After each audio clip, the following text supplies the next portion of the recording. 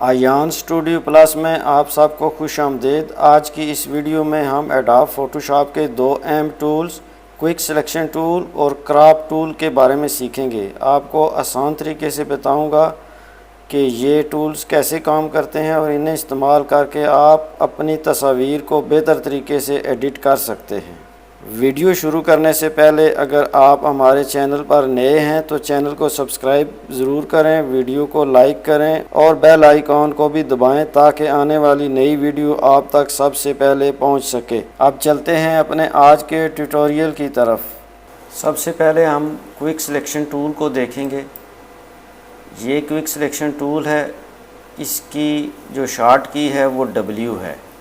تو ہم سب سے پہلے اس کے مینیو میں چلتے ہیں۔ اس کے مینیو میں کوئک سلیکشن ٹول اور میجک وائن ٹول۔ سب سے پہلے ہم کوئک سلیکشن ٹول کے بارے میں جانیں گے کہ یہ کیسے کام کرتا ہے۔ کوئک سلیکشن ٹول کی مدد سے ہم اس کی جو بیک گراؤنڈ ہے وہ ریموو کریں گے۔ تو چلیں دیکھتے ہیں یہ کیسے کام کرتا ہے۔ کی بورڈ سے لیفٹ بریکٹ سے اس کو ہم کم کر سکتے ہیں اور رائٹ بریکٹ سے اس کو زیادہ کر سکتے ہیں۔ ہم اپنی مرضی کے مطابق اپنے حساب سے اس کو یہاں پہ سائز اس کا رکھ کے اس کی سلیکشن کریں گے۔ یہاں سے بڑے دھیان سے آپ نے اس کی سلیکشن کرنی ہے۔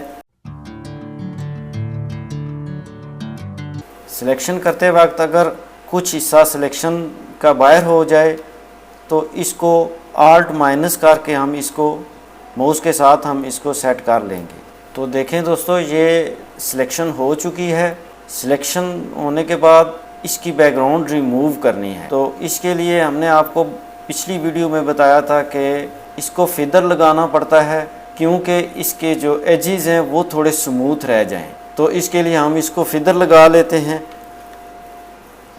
فیدر لگانے کے بعد اس کی اس بیک گراؤنڈ کو ریموو کریں گے۔ اس کے لیے ہمارے پاس جو شارٹ کی ہم استعمال کرتے ہیں Ctrl+Shift+I ڈیلیٹ۔ اب اس کی جو بیک گراؤنڈ ہے وہ ڈیلیٹ ہو چکی ہے۔ اب اس کو زوم کر کے دیکھتے ہیں۔ دیکھیں اس کے ایجز بہت سموتھ ہو چکے ہیں۔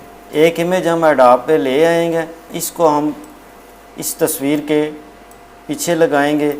Ctrl+T کر کے اس کو سلیکشن ٹول کی مدد سے بڑا کر لیں گے۔ لیئر میں ہم اس کو ماؤس کے ساتھ بھی یا اس کے اوپر رکھ سکتے ہیں اور اس کی شارٹ کی ہم نے پہلے آپ کو بتائی ہوئی ہے۔ اگر آپ نے ہماری ویڈیو نہیں دیکھی تو ضرور دیکھیے گا۔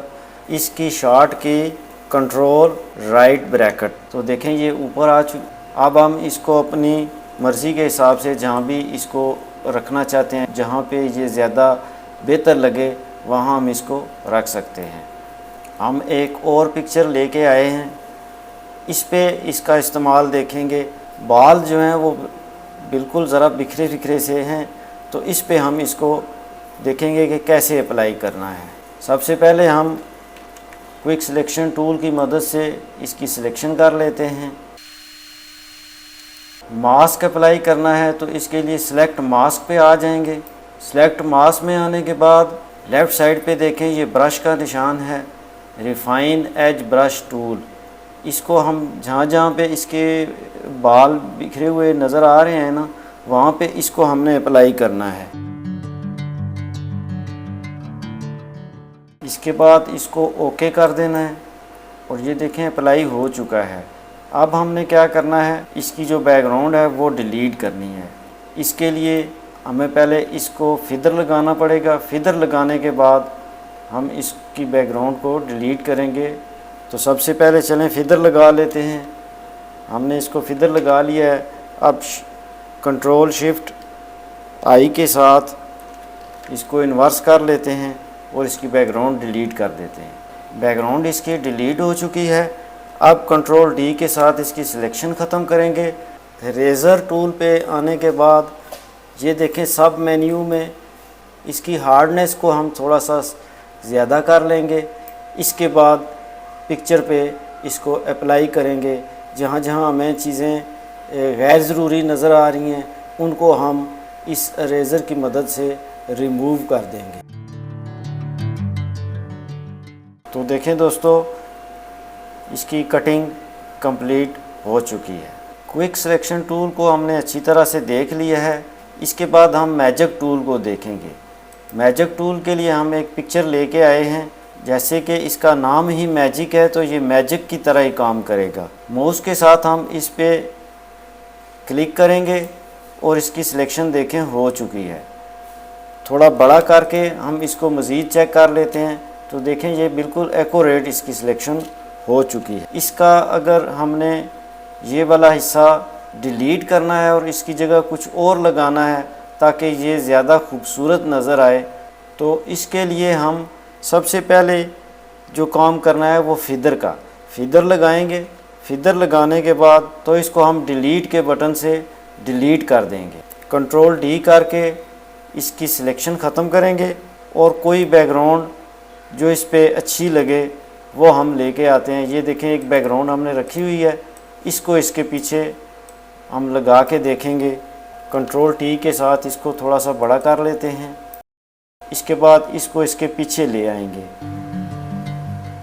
ہم اس کو نیچے لے کے آئیں گے تو یہ دیکھیں کتنی پیاری پکچر بن چکی ہے۔ میجک ٹول کو مزید سمجھنے کے لیے ہم ایک اور پکچر لے کے آئے ہیں، تو اس پہ میجک ٹول کا استعمال دیکھتے ہیں۔ ماؤس کے ساتھ ہم کلک کریں گے تو دیکھیں اس کا کچھ ایریا سلیکٹ ہوا ہے اور کچھ رہ چکا ہے، تو اس کو بھی کمپلیٹ کرنے کے لیے شفٹ ہولڈ کر کے ماؤس کے ساتھ ہم کلک کریں گے تو یہ دیکھیں باقی اس کا ایریا بھی سلیکٹ ہو چکا ہے۔ اس کے بعد ہم فیدر اپلائی کریں گے تاکہ اس کے جو ایجز ہیں وہ تھوڑے سموتھ ہو جائیں۔ فیدر استعمال کرنے کے لیے شارٹ کی ہم نے آپ کو بتائی ہوئی ہے، شفٹ F6۔ فیدر اپلائی کرنے کے بعد اس ایریے کو ہم ڈیلیٹ کر دیں گے۔ ڈیلیٹ کے لیے کی بورڈ سے ہم ڈیلیٹ پریس کریں گے تو دیکھیں یہ ڈیلیٹ ہو چکا ہے۔ اس کے بعد اس کی سلیکشن ختم کرنی ہے تو اس کے لیے ہم کی بورڈ سے کنٹرول ڈی پریس کریں گے تو اس کی سلیکشن ختم ہو جائے گی۔ ہم اس پہ ایک بیک گراؤنڈ لگائیں گے، یہ بیک گراؤنڈ ہم لے کے آئے ہیں، اس کو اس پہ ڈریگ اینڈ ڈراپ کریں گے اور کنٹرول ٹی کے ساتھ اس کو سلیکٹ کر کے اس کو بڑا کر لیں گے۔ بڑا کرنے کے بعد ہم اس کو اس تصویر کے پیچھے لے کے آئیں گے۔ اس کو ہم ماؤس کے ساتھ یہاں لے کے آ سکتے ہیں اور اس کے لیے ہمارے پاس شارٹ کی بھی ہے، کنٹرول لیفٹ بریکٹ اور control right bracket. Control left bracket کرنے سے یہ اس کے نیچے آ جائے گا، تو دیکھیں یہ کتنی پیاری پکچر بن چکی ہے۔ تو دوستو اس کے بعد ہمارے پاس دوسرا ٹول کراپ ٹول ہے۔ کراپ ٹول کی شارٹ کی سی ہے، تو ہم دیکھیں گے کہ کراپ ٹول کیا کام کرتا ہے۔ بیسیکلی کراپ ٹول جو ہے وہ کسی بھی امیج کا سائز بنانا ہو تو اس کے لیے یہ یوز ہوتا ہے۔ مثال کے طور پر آپ اس کو پرنٹنگ کے لیے 5/7 یا 6/8 یا کوئی بھی سائز آپ نے بنانا ہو تو اس کی مدد سے آپ وہ سائز بنا سکتے ہیں۔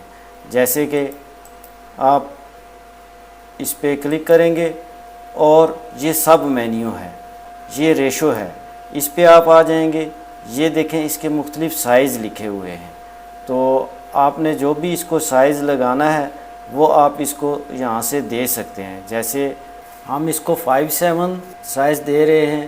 اب دیکھیں یہ پورٹریٹ بن رہا ہے، تو ہم نے اس کو لینڈسکیپ پہ کرنا ہے، تو اس کے لیے یہ سب مینیو پہ ہم آئیں گے، یہ 2 تیر آپ کو نظر آ رہے ہیں، ان پہ ہم کلک کریں گے تو یہ پورٹریٹ ہو جائے گا۔ تو اس کو انٹر کریں گے تو یہ دیکھیں 5/7 پرنٹنگ کے مطابق سیٹ ہو چکا ہے۔ اس کے بعد ہم دیکھیں گے کہ یہ آگے اور کیا کام کرتا ہے۔ کسی بھی تصویر کو کراپ کرنے کے لیے اس کا استعمال ہوتا ہے۔ اگر آپ چاہتے ہیں کہ ہمیں صرف ان تینوں کی تصویر چاہیے، اس کو یہاں سے کراپ کرنا ہے، تو اس کے لیے ماؤس کے ساتھ ہم اس کو سلیکٹ کر لیں گے جہاں تک ہمیں یہ چاہیے۔ تو یہ دیکھیں ہم نے ان تینوں کو سلیکٹ کر لیا ہے۔ اب ہم انٹر پریس کریں گے تو یہ تینوں جو ہے نا وہ سلیکٹ ہو چکے ہیں۔ اس کے بعد ہمارے پاس سلائس ٹول اور سلائس سلیکٹ ٹول ہیں، ان کا استعمال ہم آگے چل کے آپ کو بتائیں گے، کیونکہ یہ اس وقت استعمال ہوتے ہیں جب کوئی چیز HTML میں بنانی ہو تو اس کے لیے ان کا استعمال ہوتا ہے۔ تو دوستو میجک ٹول اور کراپ ٹول کے متعلق ہم نے اچھی طرح سے سمجھ لیا ہے۔ اگر ویڈیو پسند آئے تو لائک کریں، اپنے دوستوں کے ساتھ شیئر کریں، اور ایسی مفید ٹپس کے لیے چینل کو ضرور سبسکرائب کریں۔